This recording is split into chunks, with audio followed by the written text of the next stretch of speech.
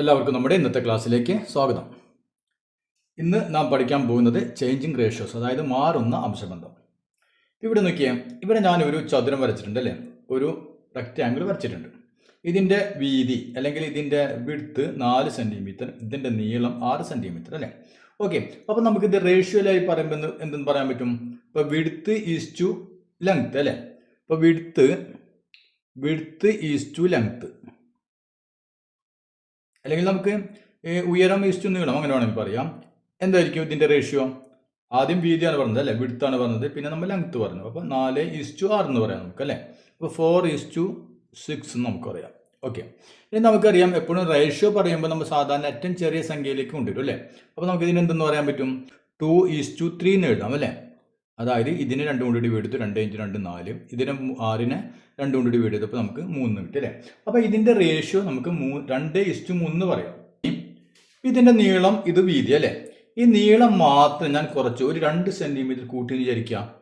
ഇവിടെ നോക്കിയാൽ നമ്മുടെ ഈ ചതുരത്തിൻ്റെ നീളം മാത്രം കുറച്ചങ്ങോട്ട് കൂട്ടി അല്ലേ. വീതിയിൽ ഒരു വ്യത്യാസം വരുത്തില്ല, വീതി ഞാൻ ഒന്നും ചെയ്തിട്ടില്ല, അതേ വീതി തന്നെ, പക്ഷേ നീളം കുറച്ചിങ്ങോട്ട് കൂട്ടി. ഇപ്പോൾ ഇവിടെ ഒരു 2 സെൻറ്റിമീറ്റർ നീളം കൂട്ടി എന്ന് വിചാരിക്കാം. 2 സെൻറ്റിമീറ്റർ, അപ്പോൾ മൊത്തം നീളം എത്രയായി? 6 + 2 അല്ലേ. അപ്പോൾ മൊത്തം നീളം 8 സെൻറ്റിമീറ്റർ ആയി, വീതി അതേ വീതി തന്നെ. അങ്ങനെയാണെങ്കിൽ നമുക്കറിയാം ഇതിൻ്റെ റേഷ്യോ മാറി അല്ലേ, വിഡ്ത്തും ലെങ്ത്തും തമ്മിലുള്ള റേഷ്യോ മാറി നമുക്കറിയാം അല്ലേ. അങ്ങനെയാണെങ്കിൽ ഈ പുതിയ ചതുരത്തിൻ്റെ വിഡ്ത്തും ലെങ്ത്തും തമ്മിലുള്ള റേഷ്യോ എന്തായിരിക്കും? ഇപ്പോൾ width is to length, ratio എന്തായിരിക്കും?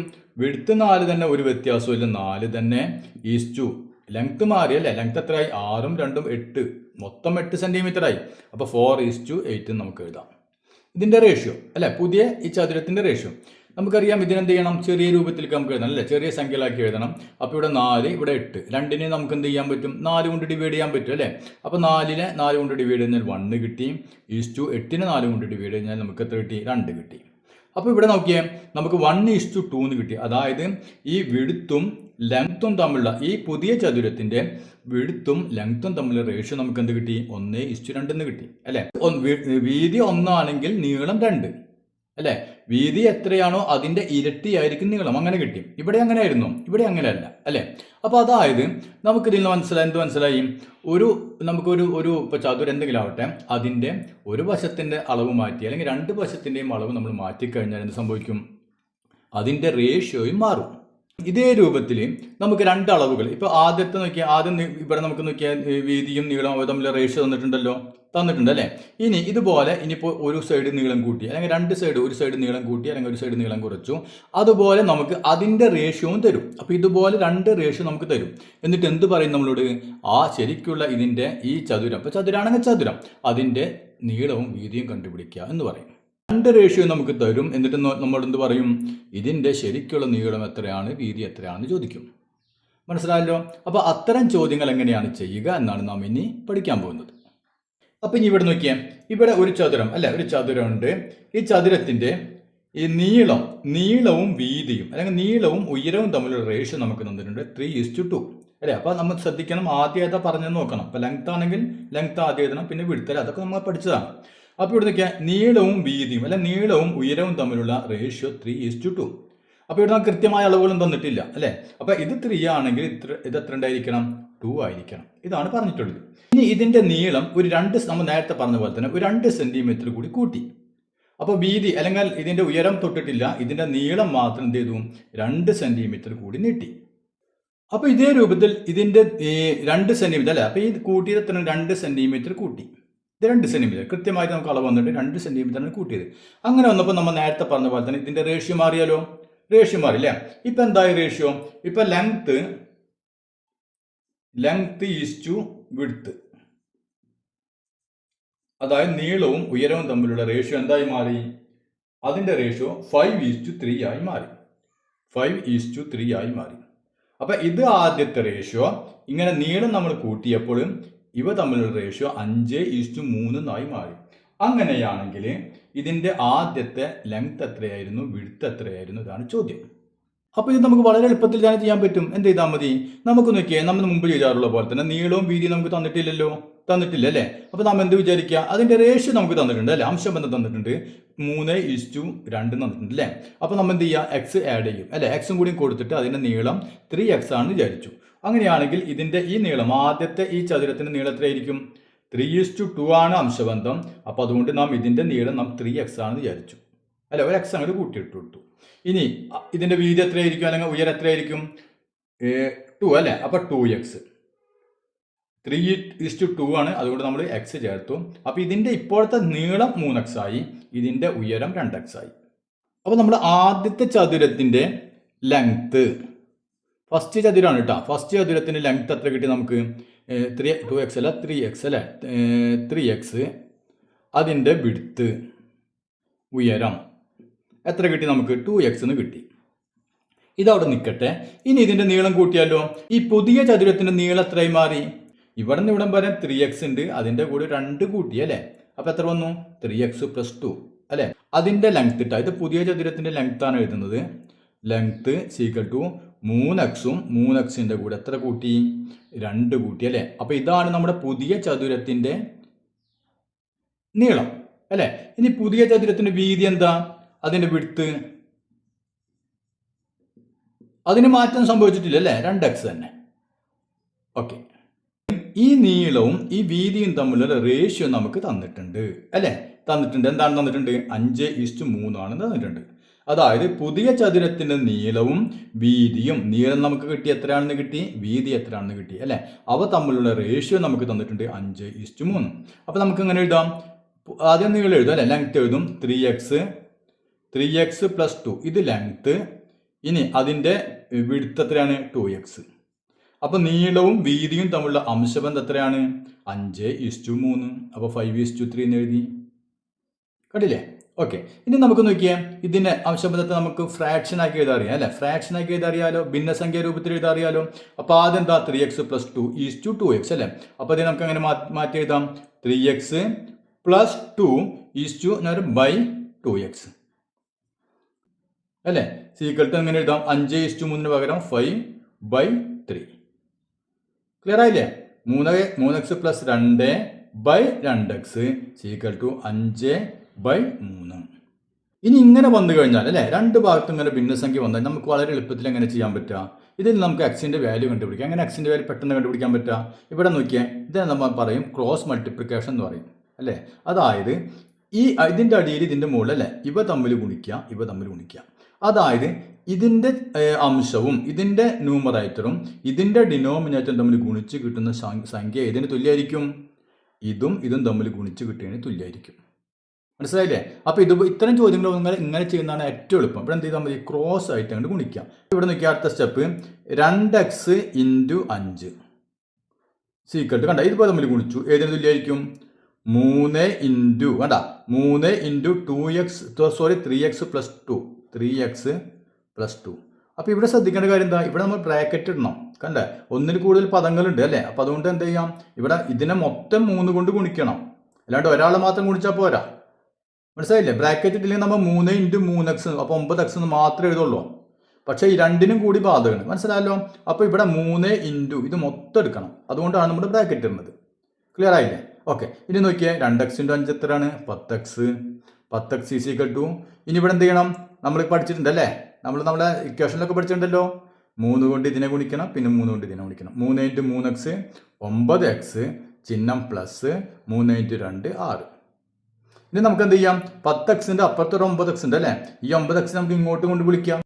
അവനോട് ഇങ്ങോട്ട് പോന്നോളാൻ പറയും. അപ്പം എന്തായി? അവൻ 10x ഇവിടെ കിടന്നു, ഇവൻ ഇങ്ങോട്ട് പോന്നപ്പോൾ ഒരു മൈനസായി അല്ലേ, -9x = ഇവിടെ ബാക്കി ആരുണ്ട്? 6 മാത്രമുള്ളൂ അല്ലേ, 6 അവിടെ കിടന്നോട്ടെ. 10xൽ നിന്ന് 9x കുറച്ചാൽ എത്ര കിട്ടും? 1x അല്ലേ, 1x = 6. അപ്പോൾ ഇവിടെ നമുക്ക് എക്സിൻ്റെ വാല്യൂ കിട്ടി 6. നീളവും വീതി നമുക്ക് കിട്ടിയിട്ടില്ല, എക്സിൻ്റെ വാല്യൂ മാത്രമേ നമുക്ക് കിട്ടിയ 6 എന്ന് കിട്ടി.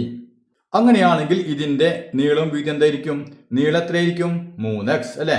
അപ്പോൾ നീളം 3x ആണ് ഞാൻ ഇവിടെ എഴുതുന്നുണ്ട്. ലെങ്ത്ത് എത്രയാണ്? ലെങ്ത്ത് നമുക്ക് 3x ആണ് അല്ലേ. എക്സിൻ്റെ വാല്യൂ നമുക്ക് കിട്ടിയില്ലേ, അതുകൊണ്ട് 3 × എക്സിൻ്റെ വാല്യൂ 6 = 18. അപ്പോൾ ലെങ്ത്ത് നമുക്ക് കിട്ടി 18 സെൻറ്റിമീറ്റർ. ഇനി വിഡ്ത്തോ 2x ആണ് അല്ലേ, അപ്പോൾ 2x equal to 2 into X 6 12. അപ്പോൾ നീളവും കിട്ടി, നമുക്ക് വീതിയും കിട്ടി. നോക്കിയാൽ 18:12 എന്ന് പറഞ്ഞാൽ 3:2 എന്നുള്ള അംശബന്ധത്തിലല്ലേ ആണ് അല്ലേ. 18 നമുക്ക് 6 കൊണ്ട് ഡിവൈഡ് ചെയ്യാം, അപ്പോൾ 3 കിട്ടി. 12 6 കൊണ്ട് ഡിവൈഡ് ചെയ്യുന്നത് 2 കിട്ടി. അപ്പോൾ നമുക്ക് 3:2 എന്ന് പറഞ്ഞ അംശബന്ധത്തിൽ നമുക്ക് കിട്ടി. ക്ലിയർ ആയല്ലോ. അപ്പോൾ ഇങ്ങനെയാണ് ഇത്തരം ചോദ്യങ്ങൾ നമ്മൾ ചെയ്യാം. ഇനി എല്ലാവരും നമ്മുടെ ടെക്സ്റ്റ് ബുക്ക് എടുക്കുക. ടെക്സ്റ്റ് ബുക്കിൽ പേജ് നമ്പർ 137 കുറച്ച് ചോദ്യങ്ങൾ അത് നമുക്കൊന്ന് ചെയ്ത് നോക്കാം. The length to width ratio of A rectangle is 3:2. ഒരു ചതുരത്തിന്റെ നീളവും വീതിയും തമ്മിലുള്ള അംശബന്ധം നമുക്ക് തന്നിട്ടുണ്ട്. എത്രയാണ്? 3:2 അല്ലെ. 3:2 ആണ് ഇതിന്റെ റേഷ്യോ.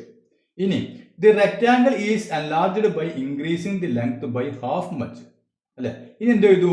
നമ്മൾ നേരത്തെ ചോദ്യത്തിൽ ചെയ്ത പോലെ തന്നെ ഇതിന്റെ നീളം എത്ര കൂട്ടി എന്ന് പറഞ്ഞിട്ടുണ്ട്? ഹാഫ് അല്ലെ.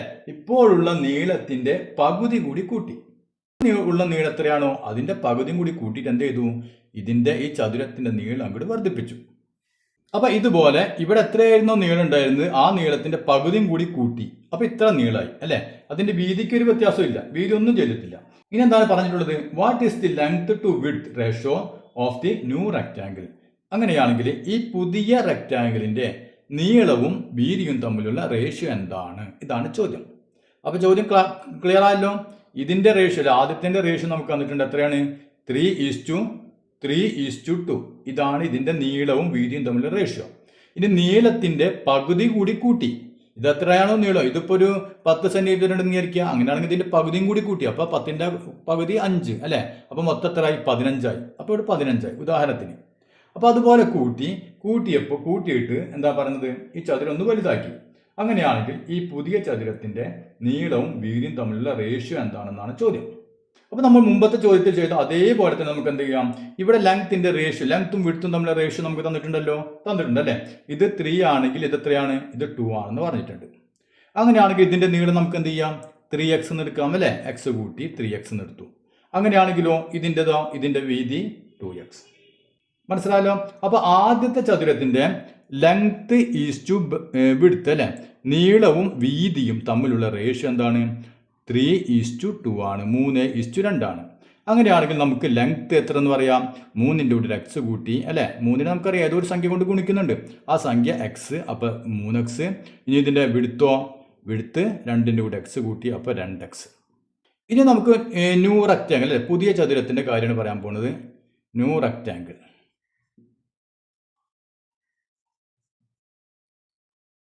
അപ്പൊ പുതിയ ചതുരത്തിന്റെ നീളം എത്രയായി മാറി? ഇതിന്റെ നീളത്തിന്റെ കൂടെ ഇതിന്റെ പകുതിയും കൂടി കൂട്ടി അല്ലെ.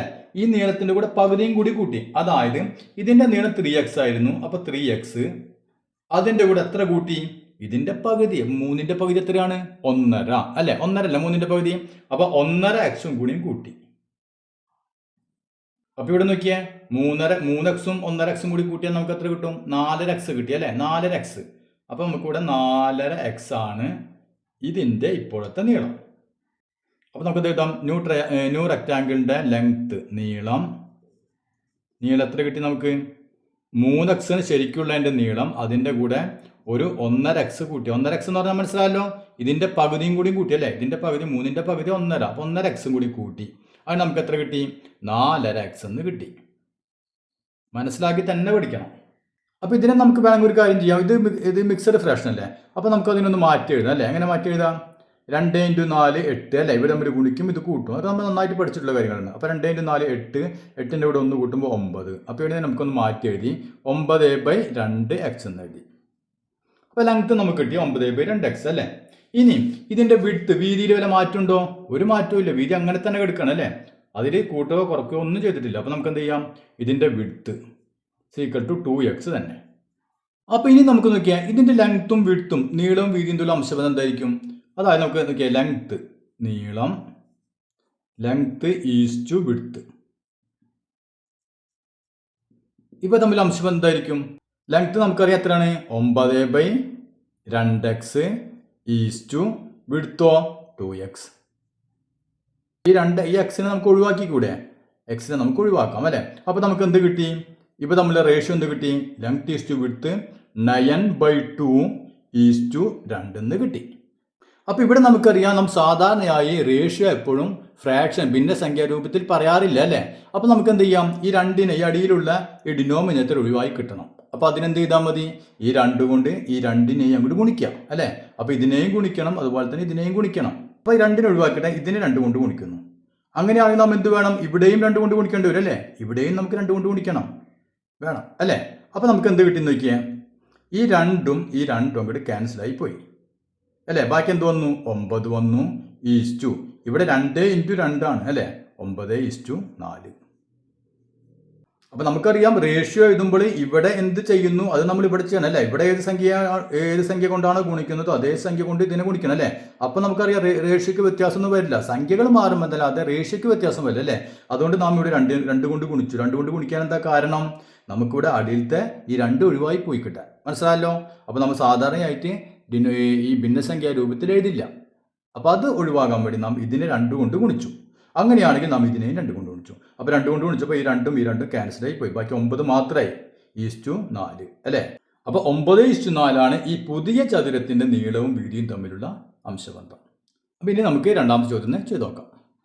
The ratio of 2 angles is 1:2. അതായത് 2 കോണുകൾ തമ്മിലുള്ള അംശബന്ധം 1:2 ആണ് അല്ലേ.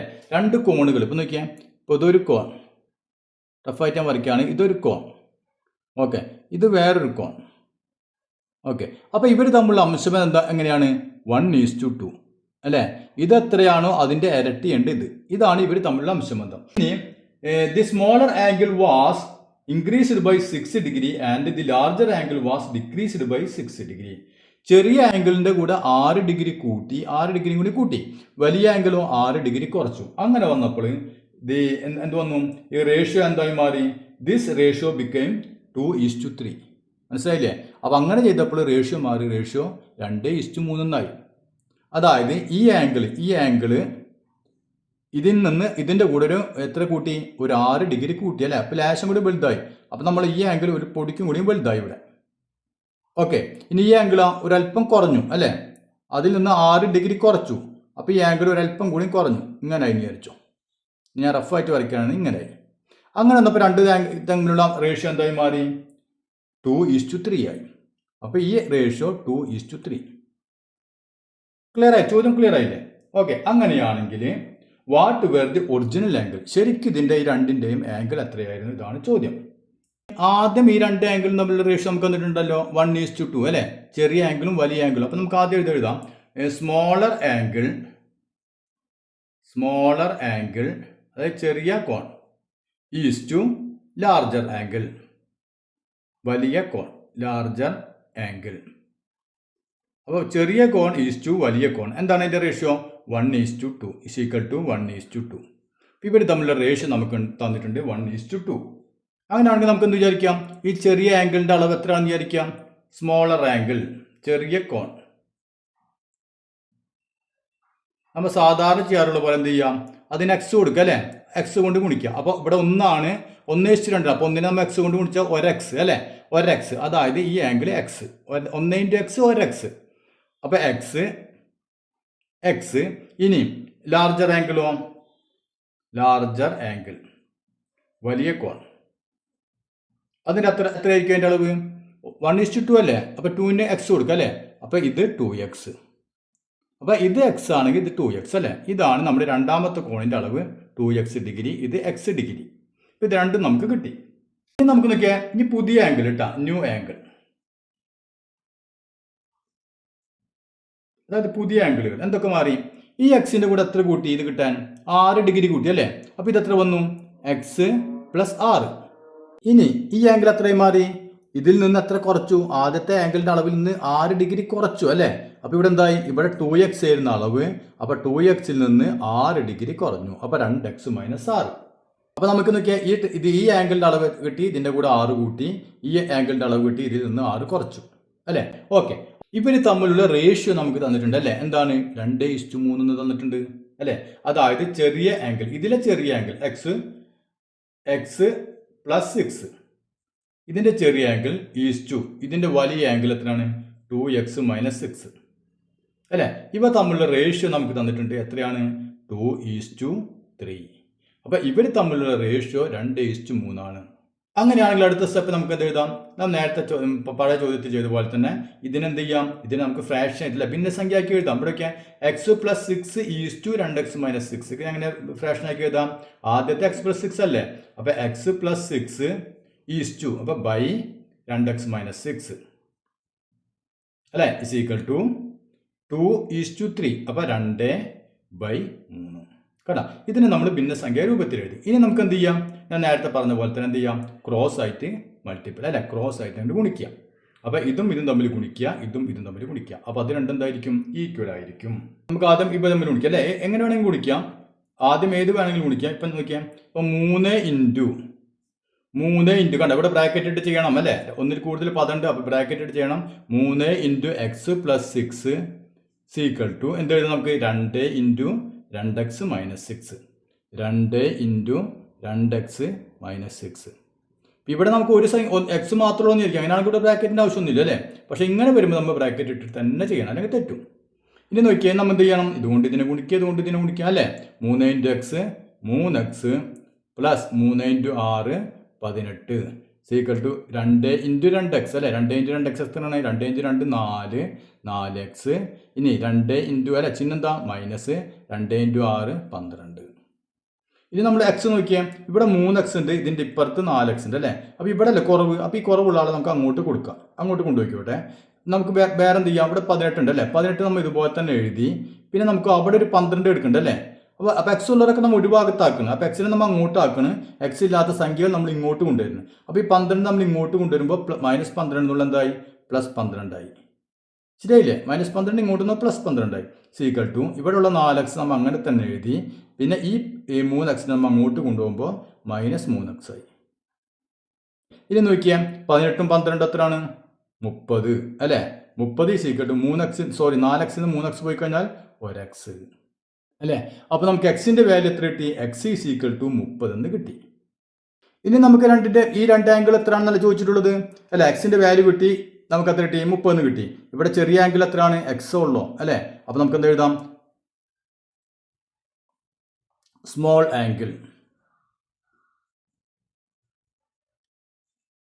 ആംഗിൾ എത്രയാണ്? എക്സ് ഡിഗ്രി അല്ലെ? എക്സ് ആണ് സീക്വൽ ടു എക്സിൻ്റെ വാല്യൂ എത്രയാണ്? 30. അപ്പോൾ നമുക്ക് 30 ഡിഗ്രിയാണ് ഇത്, അത് കിട്ടി. ഇനി നമ്മുടെ ലാർജർ ആംഗിളോ? ലാർജർ ആംഗിൾ വലിയ കോൺ സീക്വൽ ടു എന്താണ്? 2x അല്ലേ? 2x ആണ് അതിൻ്റെ അളവ്. Is equal to 2 into x 30 is equal to 60 degree. അപ്പോൾ ഇത് മനസ്സിലായില്ല? അപ്പോൾ ഇതേ രീതിയിലാണ് നമ്മൾ ഇതുപോലുള്ള ചോദ്യങ്ങൾ നമ്മൾ ചെയ്യുക. അപ്പോൾ ഓക്കെ ആണല്ലോ. ഇനി നമുക്ക് ഇതിൽ ബാക്കിയുള്ള ചോദ്യങ്ങൾ അടുത്ത ക്ലാസ്സിൽ ചെയ്യാം.